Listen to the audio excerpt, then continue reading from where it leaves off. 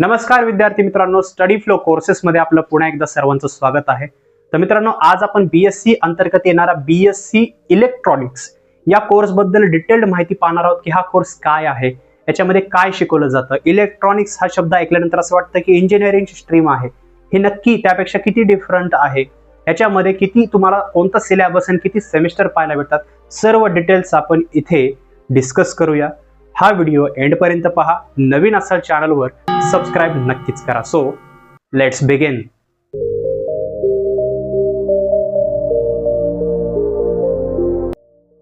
तर हा कोर्स काय आहे, तर बघा, स्पेशली या कोर्समध्ये डेटा अनालिसिस, त्याचबरोबर इलेक्ट्रोमॅग्नेटिक्स, इलेक्ट्रॉनिक्स या सर्व गोष्टींचा जो अभ्यास आहे तो तुम्हाला यामध्ये शिकवला जातो। साऊंड्स लाईक इंजिनिअरिंग, पण हा बीएससी अंतर्गत येणारा कोर्स आहे। तर मित्रांनो, या कोर्सचा जो कालावधी आहे तो तुम्हाला 3 वर्षाचा पाहायला भेटतो। म्हणजे तुम्ही जे ऍडमिशन घेतलं तर तुम्ही 3 वर्ष हा कोर्स जो आहे तो करू शकता, आणि हा कोर्स डिस्टन्स ॲज वेल ॲज रेग्युलर बेसिस मध्ये अवेलेबल आहे।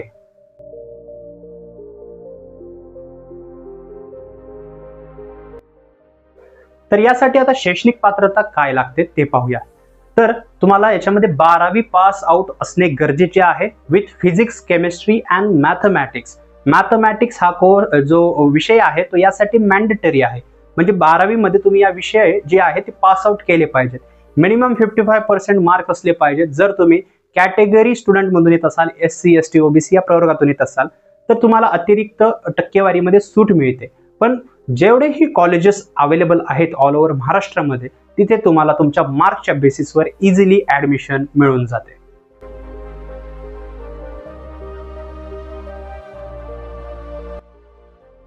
ठीक आहे, आता पाहूया की यासाठी ऍडमिशन प्रोसेस काय आहे। कोर्स बद्दल जाणून घेतलं, सिलेबस पाहताल त्यावेळेस कळून जाईल की ऍक्च्युली हा कोर्स नेमका शिकवतो काय।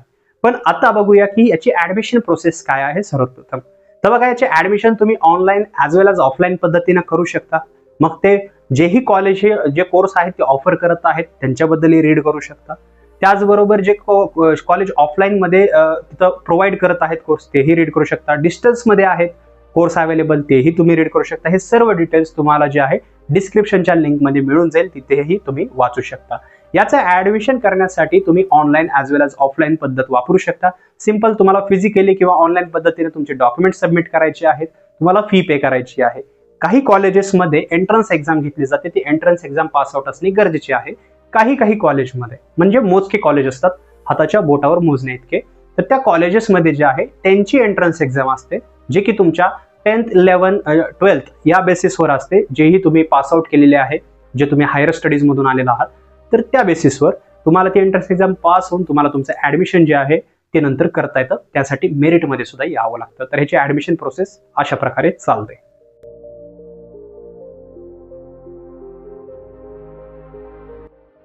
तर आता पाहूया की याचा सिलेबस नेमका काय आहे। तर बघा, याचा सिलेबस मध्ये तुम्हाला 6 सेमिस्टर पाहायला भेटतात। बिफोर दॅट तुम्हाला ही इन्फॉर्मेशन सांगू इच्छितो की ह्याच्यामध्ये तुम्हाला सिलेबस मध्ये 6 सेमिस्टर पाहायला भेटतात। तुम्हाला 3 वर्षाचा हा कोर्स पाहायला भेटतो। हे 6 सेमिस्टर पास आउट होणे तुम्हाला गरजेचे आहे, आणि त्याचबरोबर याच्यामध्ये तुम्हाला हे 6 सेमिस्टर पास आउट झाल्यानंतर जे डिग्रीचे सर्टिफिकेट मिळते ते तुम्ही फर्दर स्टडीज मध्ये यूज करू शकता।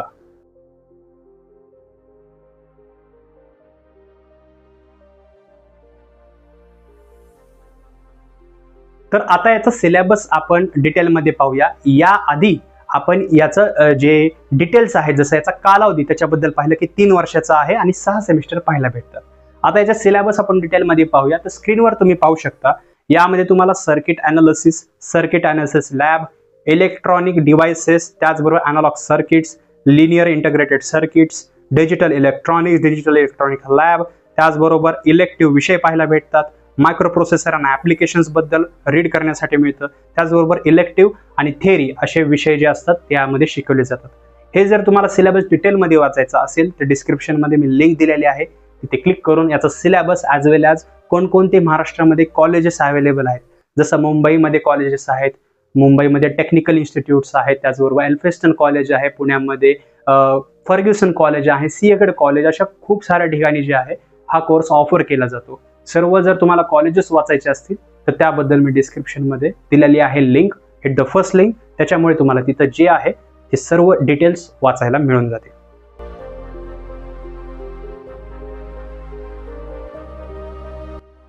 तर आता पुढील संधी पाहूया. तर याच्यामध्ये तुम्ही सर्व्हिस इंजिनियर, ब्रॉडकास्ट इंजिनियर अशा वेगवेगळे जे जॉब्स रोल्स आहेत त्याच्यावर तुम्ही कार्य करू शकता. हे सर्व प्रायव्हेट लेवलला आहे. जर तुम्हाला जॉब बद्दल रीड करायचं असेल की जॉब काय, जॉब रोल काय, त्याच्यासाठी किती पगार मिळू शकतो, तर याच्यामध्ये जेवढेही जॉब्स मिळू शकतात तुम्हाला प्रायव्हेट सेक्टरमध्ये, तर त्या सर्वांचे डिटेल जे आहेत त्या डिस्क्रिप्शनच्या लिंकमध्ये दिलेले आहेत. ॲज वेल ॲज तुम्ही ही डिग्री वापरून तुम्ही गव्हर्नमेंट एक्झाम सुद्धा देऊ शकतात, पण त्यामध्ये तुम्हाला मेरिटमध्ये येणं गरजेचं असतं. तुम्हाला ऑलरेडी माहिती की गव्हर्नमेंट ज्या एक्झाम्स आहेत ते कॉम्पिटेटिव्ह असतात. सो तुमच्या डिग्रीचा यूज जो आहे तो जे एक्झाम आहे ते एंटर करण्यासाठी कामाला येतो. अदरवाईज तुम्हाला अभ्यास करावा लागतो त्यासाठी. बाकी याच्यामध्ये संधी प्रायव्हेट ॲज वेल ॲज गव्हर्नमेंट ह्या दोन्हीमध्ये अवेलेबल आहेत.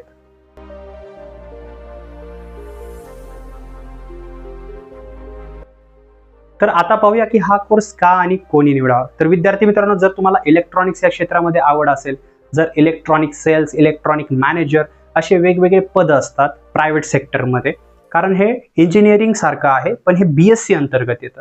सो याच्यामध्ये सुद्धा स्कोप्स आहेत. IT सेक्टर किंवा जे इलेक्ट्रॉनिक बरोबर डील करणाऱ्या ज्या कंपनीज असतात तर तिथेही सुद्धा तुम्हाला जॉब ऑपॉर्च्युनिटीज अवेलेबल आहेत. अशा ठिकाणी जॉब तुम्ही सीक करू शकता, तुम्ही जॉब मिळवू शकता, एक चांगलं पॅकेज मिळू शकता. अशी जर तुम्हाला आवड असेल तर नक्की तुम्ही हा कोर्स निवडायला पाहिजे.